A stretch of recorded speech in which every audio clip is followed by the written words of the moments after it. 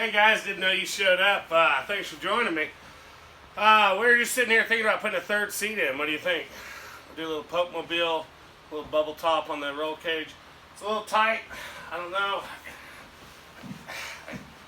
I don't know if it's going to work. But anyway, you got to think outside the box or outside the cage in this aspect. But maybe we'll just leave it a two-seater. Anyway, guys, been working on a lot of stuff. Got the fuel filler neck finished up. Come over here, Zep. Why don't you walk over here? Got the fuel filler neck finished up, and I got our straps laid with the rubber over it. Had to adjust the battery mount slightly. The roll cage was in the way of getting my snap-on clamps, and we got to trim up some battery cables and whatnot. But anyway, that's what we're working on today. Getting ready to run fuel lines, get that roughed in so we can go ahead and put this top plate on and get our radiator back in here. And then we got to figure out how to get coolant to the back of the rig. And we got to figure out where to put the fuel pump. So, a couple little things to do. But anyway, I think the filler neck's going to be pretty good. We'll tie it down here. It's got a little bit of a swan neck, but not bad. We're still higher at the fill point. Should be okay. Beggars can't be choosers. And I've already cut holes. So, that's kind of where we're at. Yeah, had a good day yesterday, got a lot done. Caught my finger on the grinder there, but anyway. Always wear your gloves. But anyway, guys, we'll see where this gets today, and we're going to try to get a lot done today and tomorrow. Thank you. Oh, hey. I've been working on some side projects here. We got the shop mailbox installed. We'll go over a little bit detail. Let's see.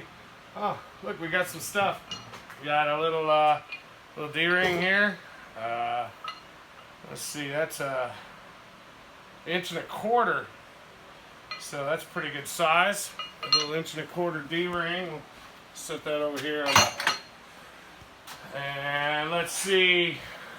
Can of brake clean. That'll come in handy. And look. Something else. Should have been wearing these last night. Got some new gloves. And, dude, it's a 10mm socket. These things show up in the weirdest places. But, man. Anyway, that'll come in handy. I'll toss that down. I won't lose it. So our plow truck, every time we get a wet snow, we can't sit the mailbox too far off the road because we live on the side of a hill and there's like a embankment right there, so we can't really get the mailbox out of the way. So every time there's a wet snow, the plow truck comes through, and they get paid by the mile, I'm pretty sure, because he's normally cooking pretty good. And anyway, he takes the mailbox out over and over again and again, and I'm tired of replacing it. Luckily this year the ground thawed. Normally we're just out of luck till spring because you can't drive nothing in the ground. But anyway, I bought this swing away. So we got the, hopefully, when the plow hits it, it doesn't break off this time. So anyway, we're just test fitting this, mocking it up. I didn't even put a new mailbox on. I'm tired of replacing them, so we're just using the old mailbox. And we'll see if this fits. So we're going to go mount this up and run to town for a minute. Thanks, guys. Been working on a few things. Got that mailbox mounted. About drove me insane. Couldn't find a spot without rocks. Anyway, finally got it dug in deep enough. Got it mounted up. So I'm sure y'all are pretty concerned about that. It seems to be the highlight of the day here, getting the mailbox back up. But anyway, I'm working on getting this fuel pump mounted back in there. So if you remember from previous video, I said I was going to reuse the fuel pump that was in it because it tested out good on the bench. It may or may not be a good idea, but I'm going to give it a shot. So I want to mount it where I can get to it easy because it might not work. I mean, it is one of a handful of parts that haven't been swapped yet. So I'm looking at where to mount it, and I'm trying to get it. There's nothing I hate more than fighting to change a fuel filter. You know, you package stuff up, you get it tight, everything fits, but then you can't reach nothing. Maybe y'all are better at it than I am, or working with bigger rigs. I don't know. I have an odd fetish for tiny vehicles and cramming too much stuff in them. But anyway, based on that, though, I get a little creative on how I mount it. So I'm looking around the shop trying to figure stuff out, and I come over here to my handy scrap bucket. Sure, everybody's got a scrap metal bucket and a pile of Amazon boxes. But anyway, digging through here and I found a piece of aluminum. There's another piece here. So I took the aluminum, I brought it over here to my vise. You can see I cut some shavings off and everything. I got this handy receiver mounted vise. It's pretty cool. It's a Wilton. I got it on clearance a while back, but I like it because I can take it on the road with me and throw it in my receiver hitch. And then this right here is 1/2-inch inserts welded into the top of the table and in ground flush. So I can pull it off so I have full access to the table, throw it on, and it's been a really good vise. It's not really like a gimmick. It comes out of the way, everything's removable. Look, I mean, it's even got a hitch pin to hold it in. So I like it, but what I did, I took that piece of aluminum, folded it, marked it up, buffed it down, kind of gave it a little flare, cut the corners off. But this is what I made. So you're like, well, what is that? Well, that is a Razor roll cage, 1.75 strap, and I've got nutserts to the bottom and nutserts to the side. If you remember, I told you I put a cross member underneath that fuel skid of 1.5 inch, 125 wall angle. So what I did, I took and marked that up and I drilled it, and then I built this right here. And then what's cool, bear with me just a second, I'm working with the other hand, just for effect, what's cool is I'll be able to bolt this in with the fuel filter hanging off the back. And this will bolt up nice and tight underneath the fuel tank. And I've even got some rubber isolators here. So, mounting it in aluminum, wrapping it in silicone hose with a rubber mounted hose clamp. Not a hose clamp, like a roll cage clamp, I don't know what you want to call it. But anyway, using all grade 8, quarter 20 hardware. I mean, it's not going to fail. It got really good crimps. I don't know if you can tell that or not, but man, I love these nutserts. You're probably picking up on that. But anyway, so what I can do is I'll have like a 2-bolt setup to mount my fuel pump up underneath the rig. It's tucked all the way up high, above the frame rails, tucked up. The only thing underneath it's a drive shaft. Catastrophic drive shaft failure, it may hit the aluminum skid mounting bracket, you know, it might. But at that point, we got bigger issues. We're gonna be down for a minute anyway. We can probably get that figured out. But what's cool about it is 2 bolts. I can drop the whole thing out, change the fuel filter, do whatever I need to do, and raise it right back up in place. So I'm not contorting myself. I don't have to have 47 special extensions and everything else. Literally, I just need to be able to get underneath the rig with a 7/16 wrench, and I can pull my entire fuel delivery out. Fuel filter, fuel pump, everything. And I'll probably use a 2-pole Wagyu clip. I don't know if you're familiar with those.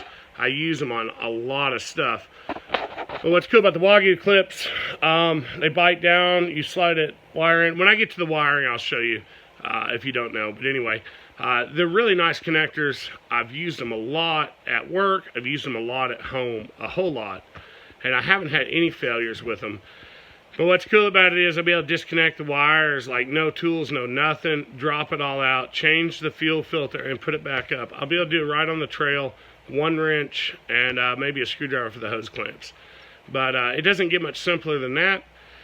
And it also gives me a really clean, nice place to mount everything, up, out of the way. It's protected. So the fuel line will exit the fuel tank, run over the driver's side, curl underneath the frame rail, go to the pump, go through the filter, go to the pump, and then come back down the passenger side back up to the engine. So that's kind of the goal. You know, the hardest thing about a project is finishing up, and you get down to these little details. We're not finishing up yet, but we're getting into the stuff that's not as easy. You start throwing a tube together, you're making big progress, stuff looks really cool. And then you get down to you got to make it all functional, right? And so we took a 9-gallon stock tank, maybe it's 10, I think they're like 9.5, whatever, I think it's 40 liters. So just under 10 gallon. And we took that out, and in its place we mounted way too big of a battery. That's not going to be permanent, that's why it's all bolted in. That will be coming out for an Optima with side posts, so I can put jump terminals on it. But we stuck 15 gallons of fuel and an oversized battery in the same hole 9 gallons of fuel set in before. So just trying to make the best use of the space. It's a little more work, but I like it. Like in the end result, you got something nobody else does. And that's kind of what I'm going for. It's kind of what I try to do. So anyway, guys, hope you're having a good Friday. Might be kind of awkward, but maybe we'll do a slide under the rig video here in a minute. I'll show you how this is all mounted up. And it's pretty clean. But anyway, let me get this bolted in, and I'll check back with you. Hey, guys. Apologize about the upcoming video.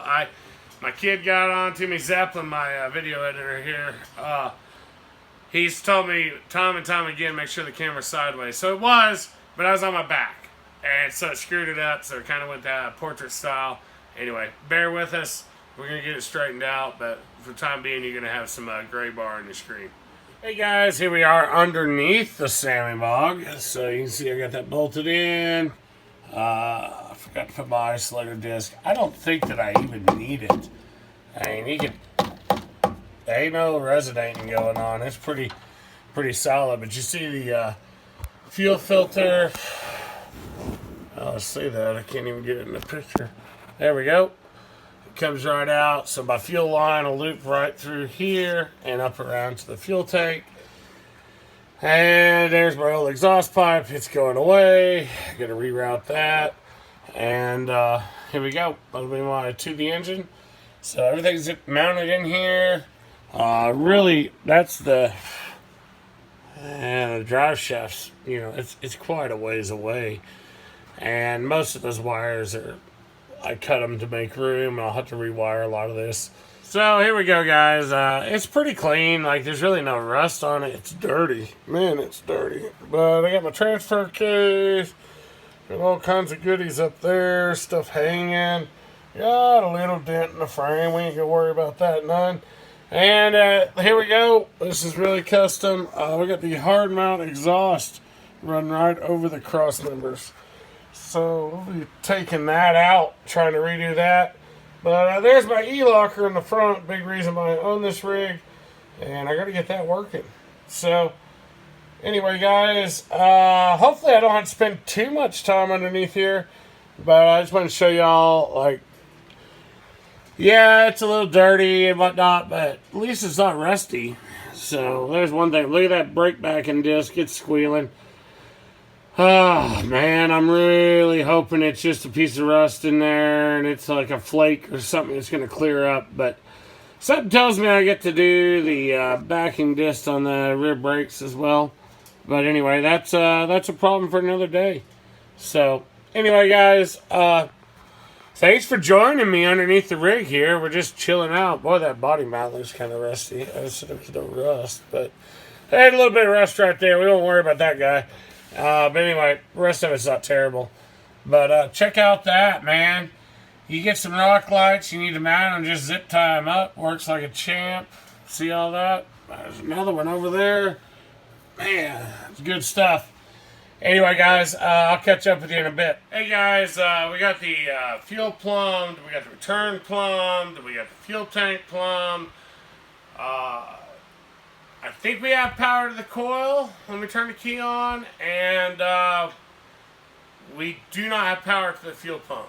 The fuel pump is good, so we've run my test leads. We've got them set up, so we're going to hot wire the fuel pump to run. And I really could care less if the fuel pump has power coming to it or not. I'm going to wire it through the switch panel, so it doesn't matter. My will is worth more than its fail. And so anyway, we're going to dump some fuel in this thing. I'm just going to put a couple gallons in, just enough to make sure the pickup's covered. And then we're going to try again. So let's see here. Let's see if this is even going to work. I imagine it's going to work.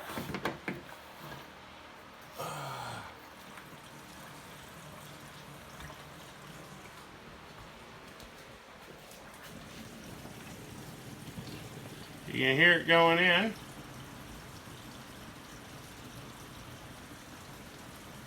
So anyway, I've got a battery transfer pump I normally use.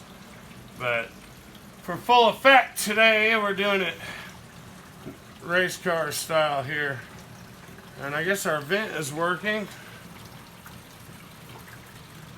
Yep, I can feel air coming out. Hey guys, we got the fuel all hooked up. I don't have power going back to my fuel pump, so we bypassed that. I was assuming it was some kind of issue with the harness, with the wiring back there. But as you can hear, the fuel pump is working when we hot wire it.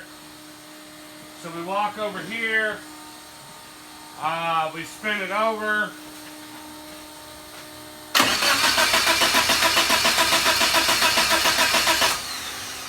And I've checked it with a spark plug up against the valve cover. Should have grounded it out. It should have showed arc. So I'm not getting fire right now. The fact that I'm not getting fire and I'm not getting fuel leads me to believe we're missing something. So it's not like it could actually run tonight because we don't have any coolant in it. I just wanted to fire it off. So anyway, we're just recharging the battery. We've spun it over quite a bit. I've got some, well, it's no secret there's wiring to be done, but I have to get this excited and get it going before it's going to run. So, like I said, we got fuel. We're turning over. I assume we have air. I don't hear any bad noise from the engine. Sounds like it was building pressure. Everything sounded good. Not really concerned about that. We're missing power to our system for some reason. So I've ripped the gauge cluster out. That may have something to do with it. I hope not, because I don't want to run it. But anyway, that's kind of where we're at. So look, guys, it's getting on into the evening. We're probably going to wrap this up. We're going to go ahead and cut this video, and we'll start fresh tomorrow. But she is really close. I feel like we're missing something stupid. The good news is everything that could leak on the fuel system did leak, and we got it all sealed up. But the great news is nothing that we worked on the fuel system actually leaked. So everything that we didn't touch leaked pretty good. And we got that all sealed off now. I think we're in good shape as far as that's concerned. And I don't know. I'm not ready to throw in the towel yet. She's gonna start. She'll run. I just gotta do some homework. So anyway, guys, have a great evening. I hope you enjoyed this as much as we did, and we'll talk to you next time.